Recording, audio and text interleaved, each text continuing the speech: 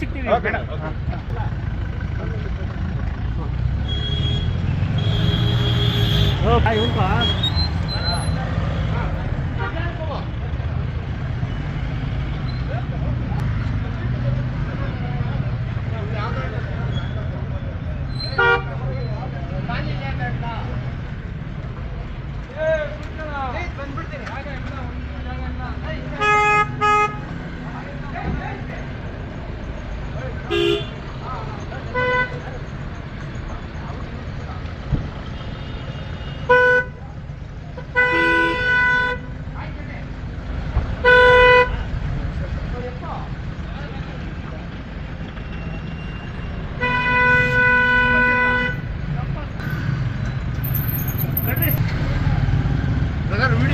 Number ಹಾಕೋ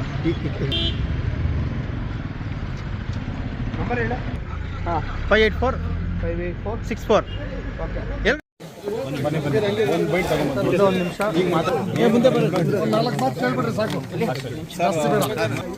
ನಾನಿವತ್ತು ಒಂದು ಕೋರ್ಟ್ಗೆ ಈ ವಿಚಾರವಾಗಿ ಬಂದಿದ್ದಕ್ಕೂ ಒಂಥರ ಏನೇ ಇದ್ದರೂ ಕೂಡ ನಮ್ಮ ಶಿಡ್ಲಘಟ್ಟ ಜನತೆಗೋಸ್ಕರ ಮಾಡಿದಂಥ ಒಂದು ತ್ಯಾಗ ಅಂತಲೇ ಹೇಳೋಕ್ಕೆ ಇಷ್ಟಪಡ್ತೀನಿ. ಯಾಕಂದರೆ ಯಾವುದೇ ಒಂದು ನಾನು ಕಳ್ತನ ಮಾಡಲಿಲ್ಲ, ಕೊಲೆ ಮಾಡಲಿಲ್ಲ.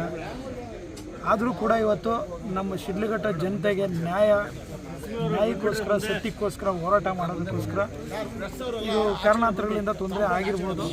ಆದರೂ ಕೂಡ ನಾನು ನ್ಯಾಯಕ್ಕೆ ತಲೆಬಾಗ್ತೀನಿ, ಸತ್ಯಕ್ಕೆ ಗೌರವ ಕೊಡ್ತೀನಿ.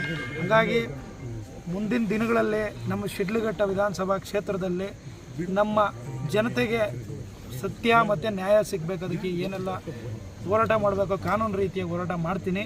ಅದರೊಟ್ಟಿಗೆ ನನಗೆ ಒಂದು ಆತ್ಮಸ್ಥೈರ್ಯ, ಧೈರ್ಯವನ್ನು ತುಂಬಿದಂಥ ಎಲ್ಲ ನಮ್ಮ ಶಿಡ್ಲಘಟ್ಟ ವಿಧಾನಸಭಾ ಕ್ಷೇತ್ರದ ಕಾರ್ಯಕರ್ತರಿರ್ಬೋದು, ನನ್ನ ತಂದೆ ತಾಯಂದಿರಿರ್ಬೋದು, ಹಾಗೂ ಅಣ್ಣ ತಮ್ಮಂದಿರಲ್ಲಿರ್ಬೋದು, ನನ್ನ ಎಲ್ಲ ಮುಖಂಡರುಗಳಿರ್ಬೋದು, ಎಲ್ರಿಗೂ ಕೂಡ ನಾನು ಅವ್ರಿಗೆ ನನ್ನ ಶಿರಬಾಗಿ ನಮಸ್ಕಾರ ಹೇಳೋಕ್ಕೆ ಇಷ್ಟಪಡ್ತೀನಿ. ನನ್ನ ಜೊತೆಯಲ್ಲಿ ಶಕ್ತಿಯಾಗಿ ಎಲ್ಲರೂ ಕೂಡ ನಾವಿದ್ದೇವೆ, ನಿನಗೆ ಏನೇ ತೊಂದರೆ ಆದರೂ ಕೂಡ ನಾವಿದ್ದೀವಿ. ತುಂಬ ಸಂತೋಷ ಆಗ್ತಿತ್ತು.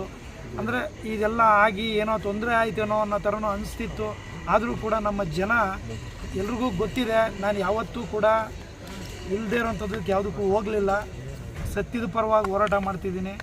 ಕರೋನಾ ಕಷ್ಟ ಕಾಲದಲ್ಲಿ ಇವತ್ತಿನವರೆಗೂ ಏನಾಗಿದೆ ಅಂದರೆ, ಇವತ್ತು ಈ ಒಂದು ವಿಚಾರ ಇಡೀ ನಮ್ಮ ರಾಜ್ಯದಾದ್ಯಂತ, ದೇಶದಾದ್ಯಂತ ಇವತ್ತಿನ ವಿಚಾರ ಇವತ್ತು ಎಲ್ಲ ಕಡೆ ವೈರಲ್ ಆಗಿದೆ ಅನ್ನೋದು ಗೊತ್ತಾಯ್ತು ನನಗೇನೆಂದರೆ, ಇವತ್ತು ಸುಮಾರು ಒಂದು 10 ವರ್ಷಗಳ ಕಾಲದಿಂದ ನಮ್ಮ ಆಂಬ್ಯುಲೆನ್ಸ್ಗಳ ಸೇವೆಯಲ್ಲಿ 25,000ಕ್ಕೂ ಹೆಚ್ಚಿನ ಜನರ ಒಂದು ಜೀವ ಉಳಿಸಿದ್ದೀವಿ. 10 ಆಂಬ್ಯುಲೆನ್ಸ್ಗಳು ಇವತ್ತು ಕೂಡ 24 ಗಂಟೆ ನಿರಂತರವಾಗಿ ಸೇವೆ ಸಲ್ಲಿಸ್ತಾ ಇದ್ದಾವೆ. ಅವರೆಲ್ಲರೂ ಕೂಡ ಹೇಳ್ತಿದ್ದಾರೆ, ನೀವು ಮಾಡಿರೋಂಥ ಒಳ್ಳೆಯ ಕೆಲಸಗಳನ್ನ ಯಾರೂ ಕೂಡ ನಾವು ಮರ್ತಿಲ್ಲ.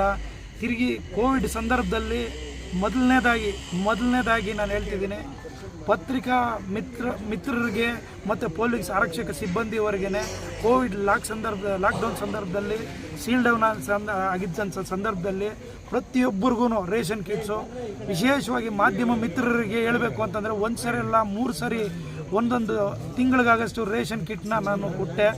ಇವತ್ತಿರಲಿ, ಕಾರಣಾಂತರಗಳಿಂದ ಏನೇ ಒಂದು ತೊಂದರೆ ಆಗಿರ್ಬೋದು. ಆದರೂ ಕೂಡ ನಾನು ಹೇಳ್ತಿದ್ದೀನಿ, ನನಗೆ ಯಾರೆಲ್ಲ ಸಪೋರ್ಟ್ ಮಾಡಿದ್ದಾರೆ ಇರಲಿ, ಅವರು ಇವತ್ತು ಎಲ್ರಿಗೂ ಕೂಡ ನಾನು ಧನ್ಯವಾದಗಳನ್ನ ಹೇಳೋಕ್ಕೆ ಇಷ್ಟಪಡ್ತೀನಿ. ಮುಂದಿನ ದಿನಗಳಲ್ಲಿ ನಮ್ಮ ಶಿಡ್ಲಘಟ್ಟ ನನ್ನ ಕರ್ಮಭೂಮಿ. ನನ್ನ ಏನೇ ಇರಲಿ, ಶಿಡ್ಲಘಟ್ಟದ ಜನತೆಗೋಸ್ಕರ ನಾನು ಯಾವತ್ತೂ ಕೂಡ ಸತ್ಯದ ಪರವಾಗಿ ಹೋರಾಟ ಮಾಡೋದಕ್ಕೆ ನಾನು ಸಿದ್ಧವಾಗಿರ್ತೀನಿ. ನನ್ನ ಒಂದು ರಾಜಕೀಯ ಜೀವನದಲ್ಲಿ ಇವತ್ತು ಎಲ್ಲ ನನ್ನ ಮಕ್ಕಳಿರ್ಬೋದು, ನಾನು ರಿಕ್ವೆಸ್ಟ್ ಮಾಡಿದ್ದೀನಿ. ನಾನು ಯಾವುದೇ ವಿಚಾರವಾಗಿ ಪಕ್ಷದ ವಿಚಾರದಲ್ಲಿ ನಾನು ಎಲ್ಲೂ ಕೂಡ ತಂದು ಪಕ್ಷದ ವಿಚಾರ ಮಾತಾಡ್ತಿಲ್ಲ. ಆದರೂ ಕೂಡ ನಾನು ಹೋಗಿ ಅದನ್ನು ಏನು ಬೇಕು ನಮ್ಮ ಹೈಕಮಾಂಡ್ ಮಾತಾಡೋಕ್ಕೆ ಇಷ್ಟಪಡ್ತೀನಿ. ಇರಲಿ, ದೇವರು ಈಗ ನಾನು ತಿಂದಿರೋ ನೋವು ಖಂಡಿತ ಅವರು ಯಾರು ನನಗೆ ಪಿತೂರಿ ಮಾಡಿದ್ದಾರೆ ಅವರು ಅವ್ರ ಮಕ್ಕಳನ್ನು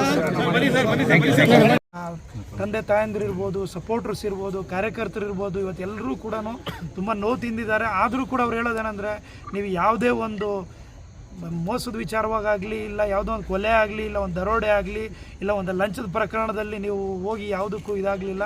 ಇರಲಿ, ಕಾರಣಾಂತರಗಳಿಂದ ಆಗಿರ್ಬೋದು. ಆದರೂ ಕೂಡ ನಿಮ್ಮೊಟ್ಟಿಗೆ ನಾವಿದ್ದೀವಿ, ನೀವು ನಮ್ಮೊಟ್ಟಿಗೆ ಇರಬೇಕು ಅನ್ನೋ ಮಾತನ್ನು ಎಲ್ಲ ಹೇಳ್ತಿದ್ದಾರೆ. ಹಾಗಾಗಿ ನನಗೆ ನಮ್ಮ ಕಾರ್ಯಕರ್ತರೇ ನನ್ನ ಒಂದು ಶಕ್ತಿ ಅಂತ ಹೇಳ್ಬಿಟ್ಟು ಈ ಒಂದು ಸಂದರ್ಭದಲ್ಲಿ ಹೇಳೋಕ್ಕೆ ಇಷ್ಟಪಡ್ತೀನಿ.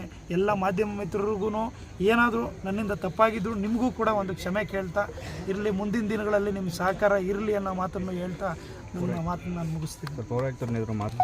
ಕಾನೂನು ರೀತಿಯಲ್ಲಿ ಅದು ಏನು ತಪ್ಪಾಗಿದೆ ಇಲ್ಲ ಏನಿದೆ ಅದನ್ನು ಮಾತಾಡಿ ಈಗಾಗಲೇ ಅವರು ಹೇಳಿದ್ವಿ ನಾವು. ಅದನ್ನೂ ಕೂಡ ಅವತ್ತು ನಾನು ಹೇಳಿದೆ, ಅದು ಮಾತಾಡಿದ ಉದ್ದೇಶ ಅದಲ್ಲ. ಆದರೂ ಕೂಡ ಅದು ಬೇರೆ ರೀತಿಯಲ್ಲಿ ಆಯಿತು, ಕಾರಣಾಂತರಗಳಿಂದ ಆಗಿರ್ಬೋದು. ಆದರೂ ಕೂಡ ನಾನು ಮತ್ತೊಮ್ಮೆ ಹೇಳ್ತಿದ್ದೀನಿ, ನನ್ನ ಯಾವುದೇ ಉದ್ದೇಶ ನಂದು ಪರ್ಸ್ನಲ್ ಆಗಿಲ್ಲ. ನನ್ನ ಜನರಿಗೋಸ್ಕರ, ನನ್ನ ಜನತೆಗೋಸ್ಕರ ಇವತ್ತೆಲ್ಲ ಯಾವತ್ತೂ ಕೂಡ ತೊಂದರೆ ಆಗ್ತಿದೆ ಅಂತಂದರೆ ಅಲ್ಲಿ ಈ ರಾಜೇಗೌಡ ಇರ್ತಾರೆ. ಜನರ ಪರವಾಗಿ ಹೋರಾಟ ಮಾಡೋದಕ್ಕೆ ಯಾವತ್ತೂ ಸಿದ್ಧವಾಗಿರ್ತಾರೆ ಅನ್ನೋ ಮಾತನ್ನು ಹೇಳಕ್ಕೆ ಇಷ್ಟ. ಕಾಂಗ್ರೆಸ್ ನಡೀರಪ್ಪ.